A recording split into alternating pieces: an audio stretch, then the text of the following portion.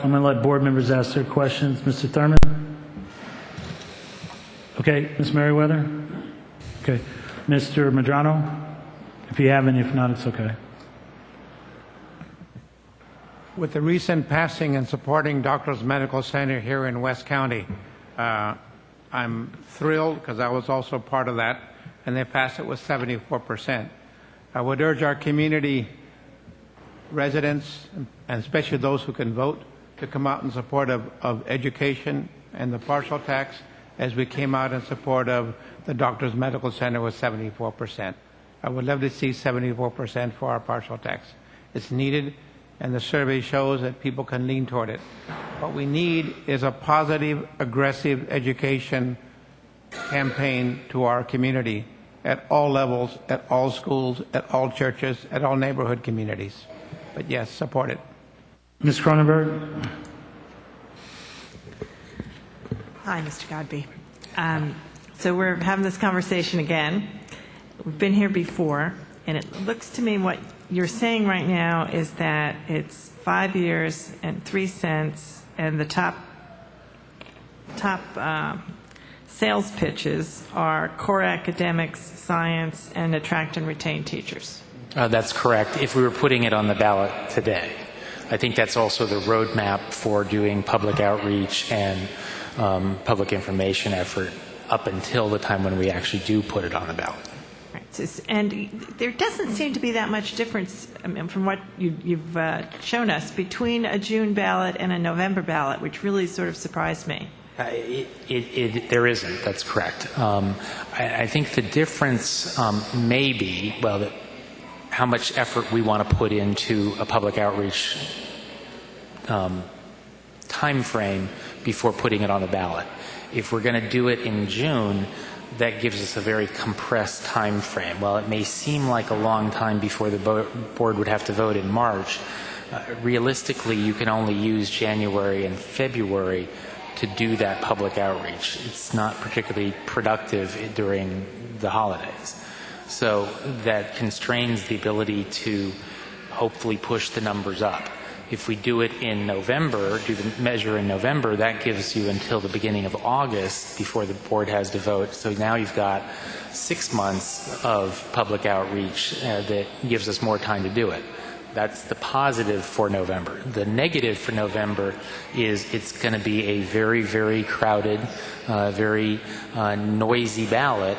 But I think that that's not a problem in this district as it might be in some others, because this district, to be completely candid, only has 11 or 12% Republicans. And the way this measure wins is with Democratic support and decline to states. And so I don't think in this particular district that people are going to be too focused on the Republican presidential nominee, to be quite candid. In other districts where it's more evenly balanced, I'm really concerned about November. But here I'm less concerned, even though there is still going to be that backdrop, which we won't have in June, because I think the Republican nomination will be done well before, or at least sewed up well before it gets here, which has always been the case in California for both Democratic and Republican nominations. Right, they've moved it back from February to June. It's not, California's not even being talked about. Right, exactly, we're not. See, for me, I've done 10 of these. 10. Mm-hmm. All right, 5 parcel taxes, 5 bond measures, no, 11, 6 bond measures. We passed 5, we lost 1 in 03. And I see it a little differently than a public, because we actually have a unique situation in our district. We have an ongoing committee that we've had for 15 years that hasn't ceased for the children of West County. And the reality is that we are a district that actually can raise money. So people do the public outreach campaign because they want to fund it through the district, because they can't get that kind of momentum through the school district. Every single measure we've done, I've raised $300,000. Every single one. So money's not going to be the issue here. Outreach is not going to be the issue. We've done ballots March, June, September, November, February. We've had them all the time. And for me, the key critical issue is that with the triggers, that are going to be taking place, and it gets worse by the day, people want to be able to do something now. They know if they do something now, it offsets the budget problems that we have to make for July 1. I think that, to me, is a compelling issue, since there's no real big difference between 72 and 73%. It's well within the margin of error. Thank you. I'm glad that we have that. And I think that, to me, you talk about, well, the holidays. All right, the holidays, December, we're not even talking about through mid-January. All right, well, the holidays is the school district is July, August, and nobody's even around. And you get away from daylight savings time. Here you get more, you can phone longer, you can talk to people more, you can walk more, it's sunnier, the weather's better. And we passed the bond measure in a June ballot 0010 with 62.5%. That's huge for a bond measure. So something program driven where more people are interested. And I'm sorry, whether it's a presidential primary or presidential general, it's going to be way higher than anything we saw in 2010 in terms of turnout, just because it's the president. So I'm not sure I agree on the well, look at the primary numbers. Look at the numbers. In June, it's going to be still going to be over 50%. There are some models statewide that have it into the very low 40s because the president is running unopposed for all intents and purposes, and because, as you pointed out, the Republican nomination will be over by then. I don't agree with that. I just think that you're going to have a higher turnout than what we had in any governor's race. When we won the bond measure for the governor's race, it was 34%. It's going to be 10% higher, whether it's presidential or not. I would agree it'll be 10% higher. That's not 50. That's low 40s. But we're saying at minimum. Right. At minimum, we know that it's going to be 42, 43% for presidential. I just believe people vote for president. I don't look at the numbers. I don't know what it was for February 08. I don't know what it was. February 08 was astronomically high. February 8 was probably the highest presidential primary in recent memory. Okay. And recent memory being post Richard Nixon. What was it? It was in the statewide. It was 70%. Okay, so. But that was because both parties were contested. It was early, and California was still consequential. Yeah. I mean, I don't know. Then I'll look back when they had a June. It's been a while since they had a June primary. But anyway, notwithstanding, I see benefits to both. It's up to the board. It doesn't really matter to me. Where I'm not, we've done them all. I think it just, sometimes it's timing, sometimes it's the number, and I believe the numbers. And if they're telling me it's no different, you trust your numbers. Mm-hmm. Certainly. And I think that what's not clear in the numbers, because as you pointed out, we did test 7 cents in the ballot questions and we didn't get to 2/3. And then where we saw 2/3 in when we were focusing on the tax rate was at 3 cents. So where are we really? It's probably somewhere in the middle, and that's why I'm thinking 5 cents. That's also what we talked about the last time I was here. So there's some overlap there, although the universe of voters is different between the November 2010. And I tell you, I got no problem doing them both. I win in June, I'm done. If not, I just go back in November. I'm not going to get hurt. Okay. So for me, it doesn't matter. But Mr. Thurman. I wanted to ask if you have, or if anyone has data about what the different dollar amounts represent per average parcel, meaning if it's 3% or 5%, what does that mean to the average parcel homeowner? And I'm assuming the way it was presented, it just said 3% or 5%. Right? Cents, that's correct, yes. 3 cents or 5 cents. That's correct. And that's been the beauty of doing it the per square foot here, is because you can maximize it because people don't necessarily do the math. So I'm curious if anyone has the math, and if you don't. I can tell you what on average. You want to know what the average is? What's the average? For right now, it's at $175. That's with the current parcel tax rate. Is that right? No, that's with the MRAD and the parcel tax that we pay. It's about $175 per person. Okay. Right, MRAD and the parcel tax. Right. It's about $175 per person. Those are the assessments per household. So to the He asked what we pay. Go ahead. Yeah, I just Right. wanted to see what the increases would represent. I'm I a mean, little. it's actually $172 if you want to know Yeah. the exact number, but go ahead. I'm concerned about an increase. Not that I don't want the revenue. I want the revenue, but I just think in this type of an economy, I just think it's a tough sell. But so I was curious if it was presented in terms of what the average person would pay. So I'm hearing you say it was presented as cents. Right, In per square foot. Per square foot. In terms of the June versus November, discussion, strategically, June sounds exciting because then in the unfortunate chance that you don't get it, you have another chance in November.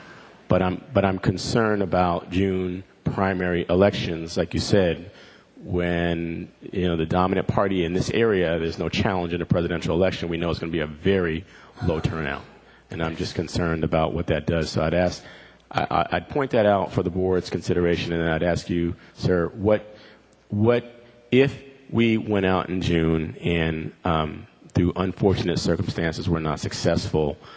What does the data suggest about our approach to go out again in November, or our chances to go out again in November? We've had several clients where we have done that two-election strategy. We've never had to fall back. So you could actually put something on the June ballot, and that would be the one that you would want to push the numbers and try to get as much as possible. And then you have basically from June, whatever the date is, 8th or 9th, I'm not really sure off the top of my head, until the end of the first week in August to put another measure on the ballot. Now, the consequence to the district is there's a cost of elections, but you could certainly do that, and we have planned that very strategy numerous times, and fortunately been successful and not had to fall back in the second one. What you would probably have to do, and what we've always sort of pre-programmed into the strategy, is to say, we're going to go at X cents, but we know if we lose, we're going to have to drop that. Because the voters are going to say, what's different? Why are you doing this again at the same rate? It doesn't make sense to them. If you drop it, then it makes sense. Well, but I got to tell you, because I've been around, we actually did the opposite in '04. We lost because it was 6.8 cents, and then we increased it because of the controversy around athletics to 7.2, and we put it on the ballot. I'm just giving some history. Let me finish. Yeah. And we passed it at 7.2. But then we lost in '07 when we tried to go for 10 years and we tried to go 11 cents, and we said no, we couldn't get it. We got 54%. So we came back with the fallback strategy in November of '08 just for a straight renewal. So we've seen it both times. So we are one of your clients who've had it where we've lost the first time and we've done it a second time. And we did it the second time, the first time without any additional polling, but we were successful in '04. The 04 success, which we did helped with the polling on that for the campaign, not for the district, I think was an anomaly that I've never seen in the state of California. Right. You had national news media covering this parcel tax election in this district, and that doesn't happen anywhere else. And credit to the campaign and credit to the district for doing that. But I don't think you get to do that again. No, I agree. I thought cutting sports, being the first in the country to do it, and throwing out the ball at the Oakland A's game and the Sharks hockey game and being on ESPN, you won't see that ever again. Yeah. Mr. Thurman, you still have the floor, because I thought you were asking good questions. What's your inclination? Well, I think both the data and the trends that you've experienced suggest a shorter interval and not going for the 10 years. I think we have the opportunity to push it a little bit at June, but I would say if we don't prevail in June, we fall back to a more conservative estimate in November. That's what I think. I just think that's just the way it has to be.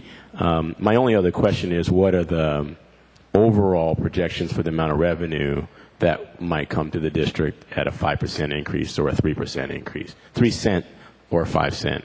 I don't know. That's a good question. What is it? Defer to staff on that one. I don't. Dr. Harder? It's about $1.1 million per tenth of a cent. So for 3 cents, it's about $3.4 million additional above the 9.8 that we get for the 0.2 cents. So I was correct about what we got on the parcel tax. All right, remember? Would you repeat that again, Dr. Harder, the 3% and the 5%? It's about 1.1 to $1.2 million dollars per percent. And so for 3 cents, it's about 3.5 million, somewhere in that range. And for 5 cents, it's about 5.5, 5.7, somewhere in that And range. see what I like about that 5.5.7, how it dovetails nicely? That's what the amount, if the triggers hit, we would lose. That's why I think that's the clear, simple message that you mentioned. Money that the state has taken away, locally you can protect your programs with that number, and it just fits right in neatly with people. It makes sense. But it's still a stretch, but looking at what he says, you got 2 bites. You actually have 3 bites of the apple because it doesn't expire till 2014. Yeah. So, Ms. Cronenberg, you had a question? Yeah. I just wanted to bring up the